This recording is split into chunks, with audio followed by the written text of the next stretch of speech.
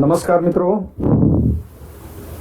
आज आपण भारतातील बोगस करन्सी नोटची समस्या म्हणजेच problem of counterfeit currency notes in India या विषयावरती आज आपण माहिती घेणार आहोत। विद्यार्थी मित्रो, जगभरातील विविध देशामध्ये काउंटरफिट करन्सी म्हणजेच डुप्लिकेट किंवा बोगस करन्सी नोट हा एक महत्त्वाचा ज्वलंत विषय आहे। भारतामध्ये देखील ही समस्या दिवसेंदिवस अधिक गंभीर होत चाललेली आहे। दरम्यानच्या काळात नोटबंदी किंवा डिमॉनिटायझेशनच्या माध्यमातून या समस्येवरती काही उपाय शोधण्याचे प्रयत्न केले गेले, तथापि डिमॉनिटायझेशन नंतरच्या काळात देखील ही समस्या पुन्हा त्या ठिकाणी वाढत असल्याचे दिसून येत आहे। तर आज आपण ही नेमकी समस्या काय आहे आणि त्यासाठी रिझर्व्ह बँक ऑफ इंडियाने ज्या काही महत्त्वाच्या तरतुदी किंवा उपाययोजना केलेल्या आहेत त्या उपाययोजना कोणत्या आहेत त्याची माहिती आज आपण घेणार आहोत। काउंटरफिट करन्सी नोट म्हणजेच बोगस करन्सी नोट। तथापि रिझर्व्ह बँक ऑफ इंडियाने या काउंटरफिट करन्सी नोटची व्याख्या करत असताना असे म्हटलेले आहे, a counterfeit note or fake note is any currency note which does not issued by the monetary authority of India। म्हणजेच ही अशी करन्सी नोट की जी रिझर्व्ह बँक ऑफ इंडियाने इश्यू केलेली नाहीये, त्याचबरोबर not possesses the characteristics of genuine Indian currency note, म्हणजेच जी original currency note आहे त्याची वैशिष्ट्ये ज्या करन्सी नोटमध्ये असत नाही आहेत अशी करन्सी नोट म्हणजेच काउंटरफिट करन्सी नोट। जगभरातील वेगवेगळ्या देशातील व्याख्या, वेगवेगळ्या देशातील काउंटरफिट करन्सी नोट बाबतचे लिटरेचर हे जर आपण पाहिले त्यावरून काउंटरफिट करन्सी नोटची ही काही महत्त्वाची कॅरेक्टरिस्टिक्स आपणास सांगता येतील की ज्यामध्ये काउंटरफिट करन्सी नोट म्हणजेच फोर्ज्ड किंवा बोगस करन्सी नोट किंवा त्यास आपण फेक करन्सी नोट असे म्हणू शकतो। ही एक अशी करन्सी नोट असते की जी त्या त्या देशातील मॉनिटरी अथॉरिटीने इश्यू केलेली नसते। It means it is not printed and issued by the monetary authority.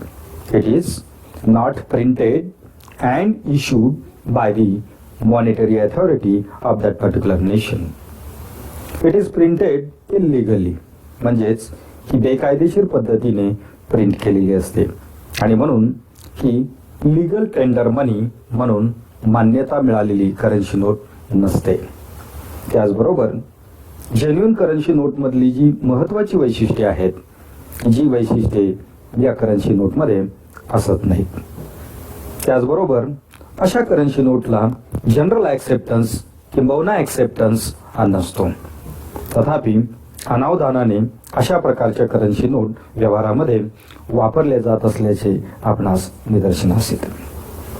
आणखीन एक महत्त्वाचे वैशिष्ट्य म्हणजे काउंटरफिट करन्सी नोटमध्ये इंट्रिन्सिक व्हॅल्यू ही समाविष्ट नसते, कारण अशा नोटांच्या अगेन्स्ट कोणत्याही प्रकारचा रिझर्व्ह हा मेंटेन केलेला नसतो।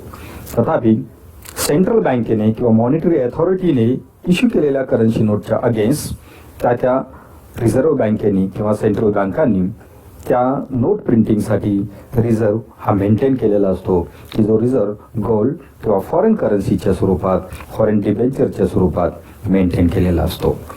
तर विद्यार्थी मित्रो, ज्या करन्सी नोटमध्ये जेन्युइन करन्सी नोटची वैशिष्ट्ये दिसत नाहीत आणि ज्या इलिगली प्रिंट केलेल्या असतात आणि सर्क्युलेशनमध्ये आणलेल्या असतात अशा करन्सी नोटला आपण काउंटरफिट करन्सी नोट किंवा त्यास फोर्ज, बोगस किंवा फेक करन्सी नोट असे आपण त्या ठिकाणी म्हणत असतो।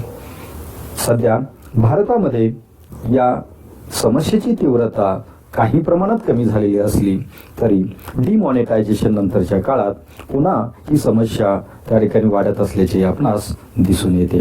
रिझर्व्ह बँक ऑफ इंडियाने प्रसिद्ध केलेल्या आकडेवारीनुसार किंबहुना RBIच्या अॅन्युअल रिपोर्टमधील आकडेवारी जर आपण पाहिली तर त्यामध्ये देशातील बँकिंग सिस्टमच्या माध्यमातून ज्या काउंटरफिट करन्सी नोट डिटेक्ट करण्यात आल्या त्या संदर्भातील वर्षवाईज माहिती या टेबलमध्ये आपणासमोर दिलेली आहे. यामध्ये जर आपण पाहिलं 2 रुपये आणि 5 रुपयाच्या करन्सी नोटच्या बाबतीमध्ये बोगस करन्सी नोट सापडण्याचं प्रमाण हे नगण्य आहे. तथापि 10 रुपये, 20 रुपये, 50 रुपये या करन्सी नोटच्या बाबतीमध्ये हे प्रमाण वाढत्या दराने असल्याचे आपणास दिसून येईल. विशेषतः प्रामुख्याने 100 रुपयाची करन्सी नोट, त्याचबरोबर नव्याने इश्यू करण्यात आलेली 200 रुपयाची करन्सी नोट, नवीन 500 रुपयाची करन्सी नोट आणि 2000 रुपयाच्या करन्सी नोटच्या बाबतीमध्ये हे प्रमाण अलीकडील काळात पुन्हा वाढू लागल्याचे आपणास दिसून येते. सन 2018-19 मधील स्टॅटिस्टिकल इन्फॉर्मेशन जर आपण पाहिली तर त्यामध्ये आपणास असे दिसून येईल की वर्षभरात 50 रुपयाच्या 36,875 करन्सी नोट या काउंटरफिट करन्सी नोट डिटेक्ट झालेल्या आहेत. त्याचबरोबर 100 रुपयाच्या बाबतीमध्ये 2,21,218 फेक करन्सी नोट डिटेक्ट झालेल्या आहेत. नवीन 200 रुपयाच्या करन्सी नोटच्या बाबतीमध्ये 12,728 फेक करन्सी नोट या डिटेक्ट झालेल्या आहेत. जुन्या महात्मा गांधी सिरीज मधील 500 रुपयाच्या नोटांच्या बाबतीमध्ये 971 करन्सी नोट गेल्या वर्षी डिटेक्ट झालेल्या आहेत. तथापि त्या आधीच्या वर्षामधील ही आकडेवारी जर आपण पाहिली तर ती 2016-17 मध्ये 3,17,000 तर 2017-18 मध्ये ती 1,27,000 असल्याचे आपणास दिसून येईल.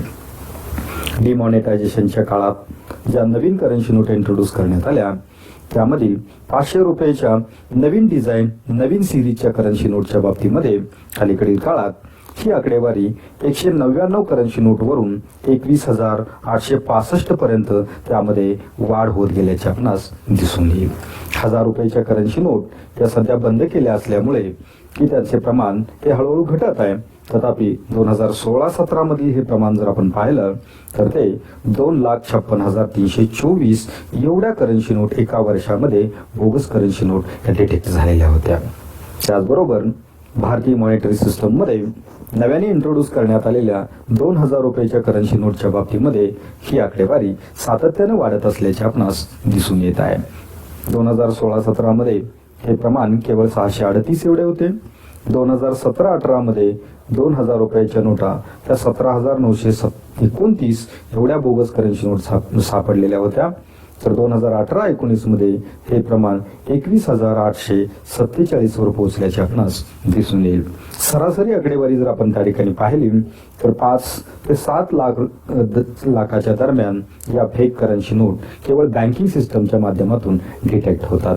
या व्यतिरिक्त गव्हर्नमेंटच्या वेगवेगळ्या चॅनलच्या माध्यमातून देखील अशा फेक करन्सी नोट ह्या डिटेक्ट केल्या जात असतात. त्याची आकडेवारी आपण समजून घेणे आवश्यक आहे. हे सर्व समस्या पाहता या देशातील चलन व्यवस्थेला काउंटरफिट करन्सी नोट हा एक घातक विषय असल्याचे आपणास निदर्शनास येईल आणि त्यामुळे भारतीय रिझर्व्ह बँकेने यावरती नियंत्रण मिळवण्यासाठी विविध प्रकारच्या धोरणाची अंमलबजावणी करण्यास सुरुवात केलेली असल्याचे आपणास दिसून येईल. त्यामधील काही महत्त्वाचे मेजर्स किंवा इनिशिएटिव्स जे रिझर्व्ह बँक ऑफ इंडियानी किंवा गव्हर्नमेंट ऑफ इंडियानी घेतलेले आहेत त्यामधील काही महत्त्वाच्या पॉलिसी मेजर्स या ठिकाणी आपल्यासमोर दिलेले आहेत. देशातील काउंटरफिट करन्सी नोटची समस्या ही कमी करण्यासाठी know your bank note policy म्हणजेच जेन्युइन करन्सी नोट कशी आयडेंटिफाय करावी या संदर्भातल्या गाईडलाईन्स रिझर्व्ह बँक ऑफ इंडियानी जारी केलेल्या असून प्रत्येक बँकेच्या प्रत्येक शाखेमध्ये या गाईडलाईन्स डिस्प्ले करणं हे बंधनकारक केलेलं आहे. त्याचबरोबर RBI अनेक वेगवेगळ्या सोशल मीडियाच्या माध्यमातून असेल किंवा पब्लिकेशनचे अनेक वेगवेगळे मीडियाज असतील की त्याच्या माध्यमातून की या जेन्युइन करन्सी नोटच्या फीचरच्या बाबतची माहिती ही प्रसारित करत असते की जेणेकरून ज्यामुळे सर्वसामान्य जनतेस या करन्सी नोट आयडेंटिफाय करणे सहज शक्य होईल.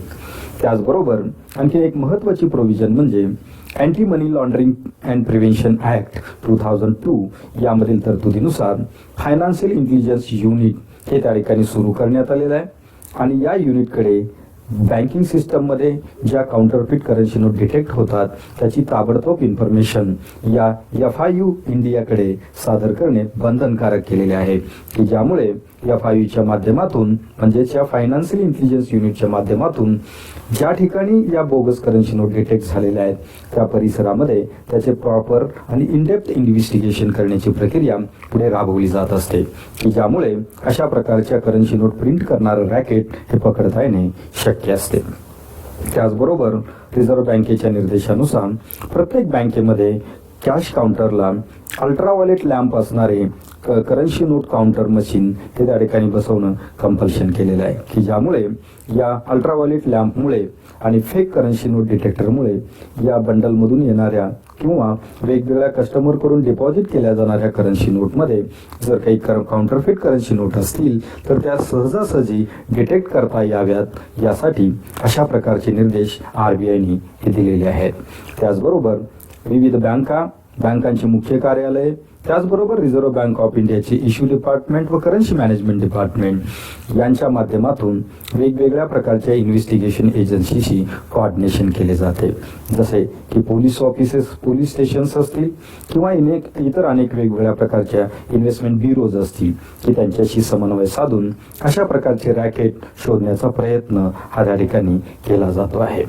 त्याचबरोबर अलीकडील काळात RBIने सर्व बँकांना निर्देश देण्यात आलेले आहेत की प्रत्येक बँकेमध्ये फोल्ड नोट व्हिजिलन्स सेल हा स्थापन करावा व त्या सेलच्या माध्यमातून आपल्या बँकेच्या संपूर्ण ब्रांचेसमध्ये जे काही करन्सी ट्रान्झॅक्शन होत असतात त्याच्यावरती देखरेख ठेवण्याचे निर्देश रिझर्व्ह बँक ऑफ इंडियाने दिलेले आहेत.